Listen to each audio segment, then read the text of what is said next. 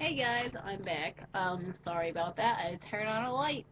Uh, I'm here again talking about Sleep No More. Sleep No More is an interactive five-floor experience. This is part two, so if you haven't watched part one, go watch part one now, because part two is just diving into it. Um, and if you don't want spoilers, please stop watching now. 5, 4, 3, 2, 1, and exit. Ready to exit? Alright, so, on my last thing, I was talking about the whole beginning of Sleep No More, and,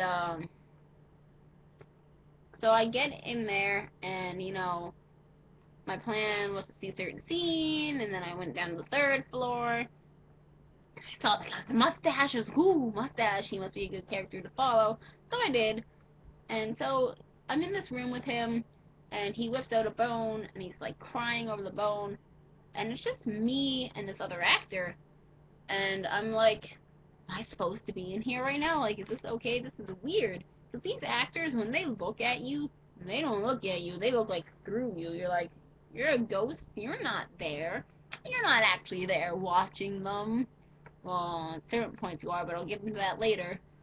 But you're not. You're not there. Like, you know in movies where a character sees a ghost or an imaginary friend and they're like looking through them. Like that's how these actors are looking through you in like real life time. And also throughout the whole entire thing, there's music playing, so it's like either 1930s jazz music, um, a song called "Is That All There Is," which is slowed down and really creepy, some techno music, which I'll get into about my 7:30 thing, and or music from Psycho. And the music changes depending on what's going on, which I found really cool. Um, Sorry, my phone just went off, but it's so awesome. So like this guy is like crying over this bone, and like he takes a Bible out, he like slams the Bible down. He's like looking around, looking through me, and he blesses the bone. He wraps up um his bone, and then he grabs his coat, puts the bone in his pocket, grabs an umbrella, puts on a hat, and starts like walking back upstairs. And he's walking upstairs, and like, okay, well he's walking upstairs, and he'd be upstairs anyways. So let's go still follow him. And I'm starting to see like other people. I'm like, hey, look, there's other people who are all wearing the same fucking white mask as I am. And we walk upstairs, and like he goes out into the cemetery, and of course I'm following the guy who goes into the cemetery first, and I was like, yeah, good person to follow, mustache man. And he goes into the cemetery, and he steps into the cemetery, and he does this weird thing. He pulls out his umbrella and puts it up. Why he pulls out his umbrella, I have no fucking idea, 'cause it's not even raining, but the soundtrack has rain on it, so it's like, well, that's cool, I guess. And then he's walking so slowly over this grave, which is like at the end of the fucking cemetery. And I'm like looking around me, like this is awkward, and like other people are starting to notice us, and I'm like standing, and I'm like, what the hell is going on? And he gets to this grave, he like turns to me, and then all of a sudden he was like looking at me, not looking through me. He's like looking at me. I was like, oh, he noticed me. Shit, this is creepy. I feel like a stalker all of a sudden. And he hands me his umbrella. Like he hands me his umbrella. I'm like holding this actor's umbrella. And I was like, what the fuck is going on? And he buries a bone. I give him back his umbrella and he stands up, and we walk out, and he walks downstairs and has this whole scene with the sexy witch, um, who I didn't know, well, she was like dead on the table at first, and there was another guy in there just watching her, and then all of a sudden, like, he starts examining her and moves her around, and like, he starts like, you know, all of a sudden she wakes up and she starts like seducing him, and they're all not talking either, mind you, and I'm like, what? I was like, oh, I know who that is, Mustache Man. I knew you were a good character to follow because you're Macbeth and you're playing with a witch right now. I got this. Um, so they like do their whole little dance scene, seduction thing, and then they run out of the room. And I had to run after them upstairs again. Well, we went down a floor, I do think, if I remember that correctly, which I don't. And then I had to run upstairs after them. Like, they wait for no one. And then they go into this hallway on the 4th floor, which is like the main hallway. And like there's a bald witch and a boy witch that come out. And I'm always like, oh, this must be close to 7:30 because this is the scene that I want to be in. Sweet. And the witches have all this like fight scene. I'm like watching them and I was like, whoa, what just happened? They just picked up somebody, threw them against the wall. And there's a bunch of people, and then like two of them, like two of the witches like run off in the other room, and that would be the sexy witch and the boy witch run like that way into the room. And I'm standing there next to the bald witch, and the bald witch grabs my hand and pulls me into the other room. I was like, she just grabbed my hand, and now I'm being dragged in this room. And get in this room, I see my friend there who's impossible to miss. Is wearing Cannibal Holocaust t-shirt. And like all these other people are already in there. There's like a lady who is Hecate, I guess, with red hair and a long flowing red dress already up there. And like the three witches are there, and they all start like dancing to techno music, and the lights go off, and like all of a sudden lights go off, they start having like an orgy, and I'm like, this is kind of awesome, and techno music is playing. All of a sudden it just starts strobing, like strobe lights, and they start getting like naked, like the guy witch gets naked, pours blood all over himself with a goat head, and they pull out like a fetus, and they start like kissing and licking it. I was like, that was my face, exactly like that. I hope that's a freeze frame.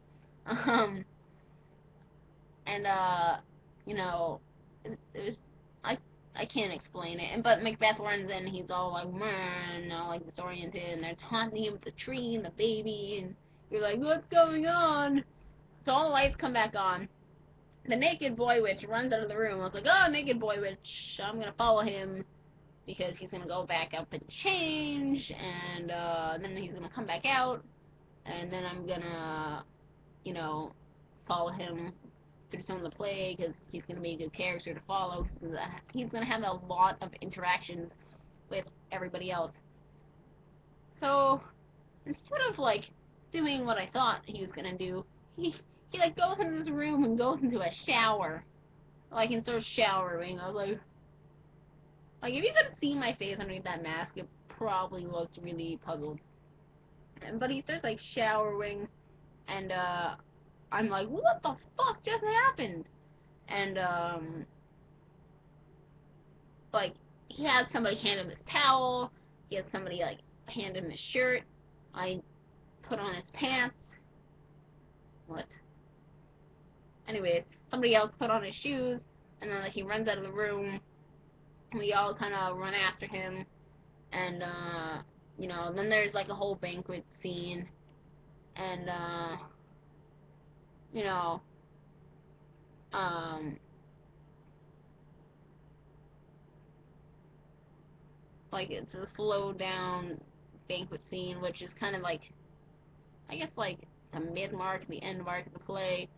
But I think that happened, I don't know when, well I know that happened like 3 times and the last one is different, and I don't know if I'll tell you guys that one or I'll let you just go see it yourself just in case. But you know, uh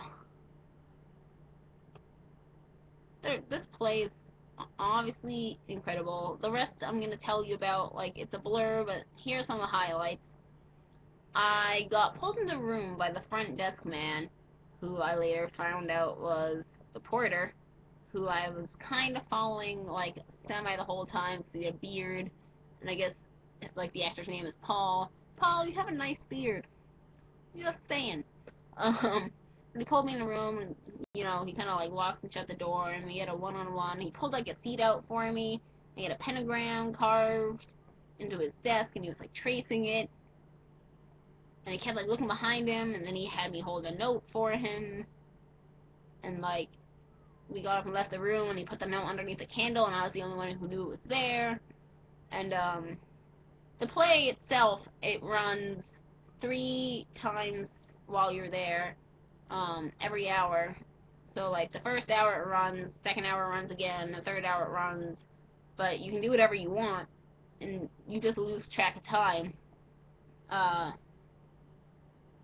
There's a bunch of candy in jars that you can actually like eat the candy from.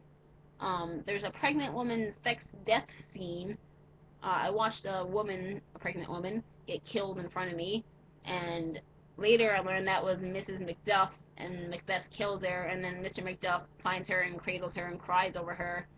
And then Banco has a death scene in the pool hall, and he gets smashed with a brick, and you know, the final dinner before the actual end in slow motion.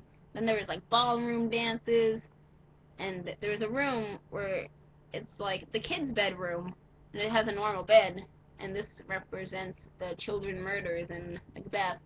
And then like you look in like a two-way mirror, and it's like the same bedroom except like there's blood everywhere and represents a murder scene. And then like I would explore rooms, I'd rummage through drawers, and every time you get closer to something, the music changed and got louder. When I was in a room alone searching, the music kept changing on me. It was kind of funny. You can pick up the phones, and they'll actually have like a dial tone, and you can try to make phone calls. I didn't get anywhere with that. What the fuck was up with the rocks in the hospital ward? The straitjacket and the padded room was pretty awesome. I want to know what's up with that. I think that represents Macbeth and Lady Macbeth's descent into insanity. There was like a bunch of wet clothes on like a clothesline that I ended up walking into. I was like, la la la, oh, this is actually wet. Ew, fucking gross. There are actors being thrown down the stairs. Lady Macbeth goes insane in a bathtub. The final scene when I saw, after I couldn't find the porter for like 3 hours, as I lost track of the time, and then at the end of the night, I was being led upstairs by one of the actors with his arm around my shoulder, and then we linked arms. We got back upstairs into the second floor onto the bar, and he pulled off my mask, smiled, and kissed me on the cheek, and walked away. And I was like, that was the greatest thing I've ever seen in my life. I need to go back. So you, on YouTube, I would love to hear your stories, hear your adventures, and this is me, signing off. And fucking go see this play. Please go see it. It's awesome. It's amazing. And I hope you enjoyed my endless ranting, and I am signing off. That was a weird, like, motion. Sleep no more. Fucking rocks. Just saying.